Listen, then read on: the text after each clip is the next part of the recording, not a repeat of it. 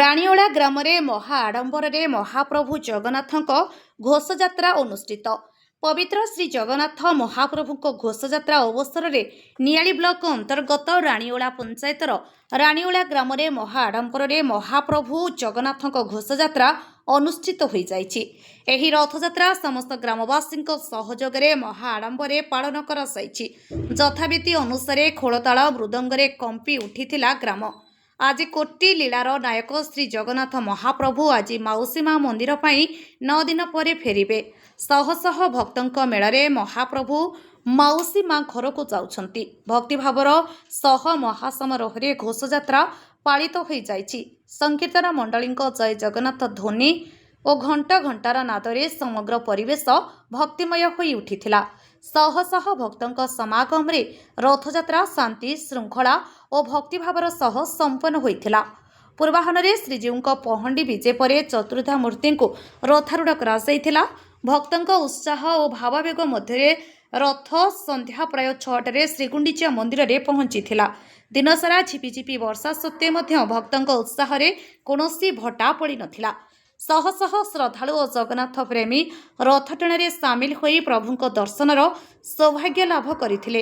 Raniola Bidyadhar club ତରଫରୁ ସମସ୍ତ ଆୟୋଜନ କରାଯାଇଥିଲା। ଗ୍ରାମର ସମସ୍ତ ଭକ୍ତ ଓ ଶ୍ରଦ୍ଧାଳୁମାନେ ନନ୍ଦିଘୋଷ ରଥକୁ ଆନନ୍ଦ ମନରେ ଟାଣି ନେଇଥିଲେ।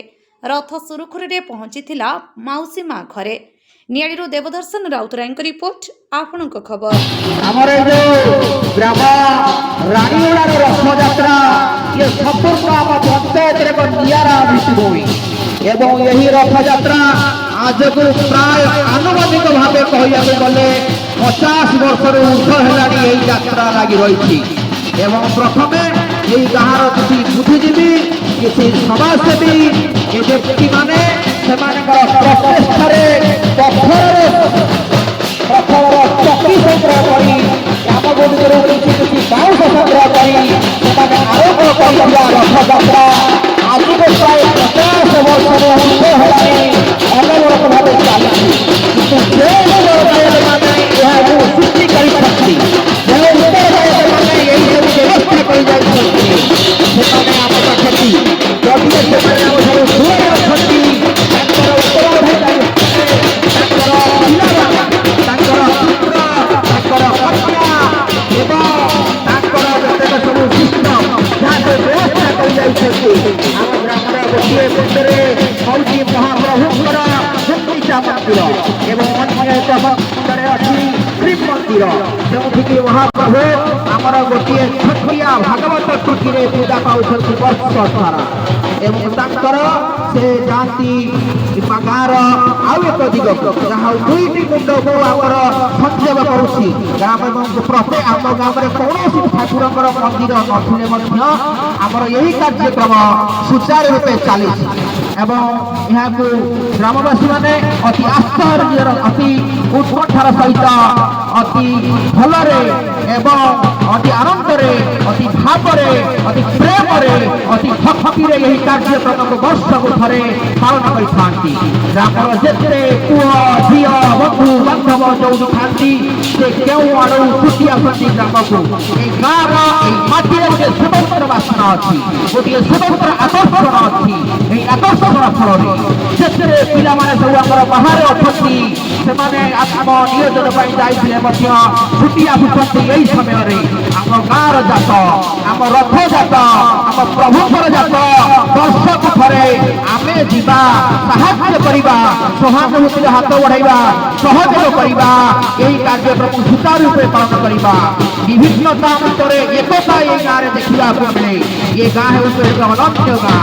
ଏହି ଗାଁର ଭିତ୍ତିଭୂମି ଏତେ ସୁଦୃଢ଼ ନଥିଲେ ମଧ୍ୟ ଏହି ଗାଁରେ ମହାପ୍ରଭୁଙ୍କର ରହିବା ପାଇଁ, ମହାପ୍ରଭୁଙ୍କର ବର୍ଷକ ପୂଜା ପାଇବା ପାଇଁ କୌଣସି ଜାକ ଜନକର ବ୍ୟବସ୍ଥା ନାହିଁ, କୌଣସି ଜମିର ବ୍ୟବସ୍ଥା ନାହିଁ, କୌଣସି ନିର୍ଦ୍ଦିଷ୍ଟ ଭାବରେ ରହିବା, ନିର୍ଦ୍ଦିଷ୍ଟ ଭାବରେ ବ୍ୟବସ୍ଥା କିଛି ନଥିଲେ ମଧ୍ୟ ଏହି କାର୍ଯ୍ୟକ୍ରମକୁ ଗାଁର ପିଲାମାନେ, ଗାଁର ବୁଦ୍ଧିଜୀବୀମାନେ, ସମାଜସେବୀମାନେ ସମସ୍ତେ ଉତ୍କଣ୍ଠାର ସହିତ, ସମସ୍ତେ ଉତ୍ସାହର ସହିତ, ସମସ୍ତେ ଆନନ୍ଦର ସହିତ ଏହି କାର୍ଯ୍ୟକ୍ରମକୁ ଆଗେଇ ନେବା ପାଇଁ ସହଯୋଗ କରିଥାନ୍ତି।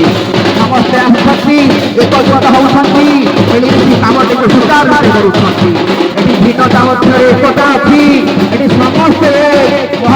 ମହାପ୍ରଭୁଙ୍କର ସେଇ ବାର୍ତ୍ତା ଏ ମହାପ୍ରଭୁଙ୍କର ବାର୍ତ୍ତା ଏଠି ଜାତି ନାହିଁ ଏଠି ନିଚ ନାହିଁ ଏଠି ଉଚ୍ଚ ନାହିଁ ଏଠି ଛୁଆ ନାହିଁ ଏଠି ଛୁତି ନାହିଁ ମହାପ୍ରଭୁଙ୍କର ଲୀଳା ଇଏ ହେଉଛି ଶ୍ରୀକ୍ଷେତ୍ରର ଲୀଳା ଏଠି ଶ୍ରୀକ୍ଷେତ୍ରରୁ ଶିଖୁ ମହାପ୍ରଭୁଙ୍କ ଠାରୁ ଶିଖିବା କଥା ଏଠି ଭେଦ ନାହିଁ ଭାବ ନାହିଁ ତେଣୁକରି ମହାପ୍ରଭୁ କଣ କରିଛନ୍ତି ମହାପ୍ରଭୁଙ୍କର ରଙ୍ଗ କଳା ତାଙ୍କ ପାଖରେ ଅଛନ୍ତି ବଡ଼ ଭାଇ ବଳଭଦ୍ର ବଳଦେବ ଅଗ୍ରଜ ତାଙ୍କର ରଙ୍ଗ ହେଉଛି ଧଳା ମଝିରେ ଅଛନ୍ତି ଅତି ଅଲିଅଳି ଗେହ୍ଲା ଭଉଣୀ ମା ସୁଭଦ୍ରା ହଳଦୀମୁଖୀ ପାଖରେ ଅଛନ୍ତି ଏକ ଆୟୁଧ ଅଛି ତାଙ୍କ ପାଖରେ ଅଛନ୍ତି ସୁଦର୍ଶନ ଚକ୍ର ଅଛନ୍ତି ଚାରି ତିନିର ଝିଅ ଚାରି ଅଛନ୍ତି ବିଗ୍ରହ এই ଚାରି ବିଗ୍ରହକୁ ନେଇ এই ଯୋଉ ରଥଯାତ୍ରା ହେଉଛି ଏଥିରେ ଯୋଉ ଦିଅଁମାନେ ଅଛନ୍ତି ଚାରୁ ଦିଅଁ ଅଛନ୍ତି ସେମାନଙ୍କ ଭିତରେ ଭିନ୍ନତା ଥିଲେ ମଧ୍ୟ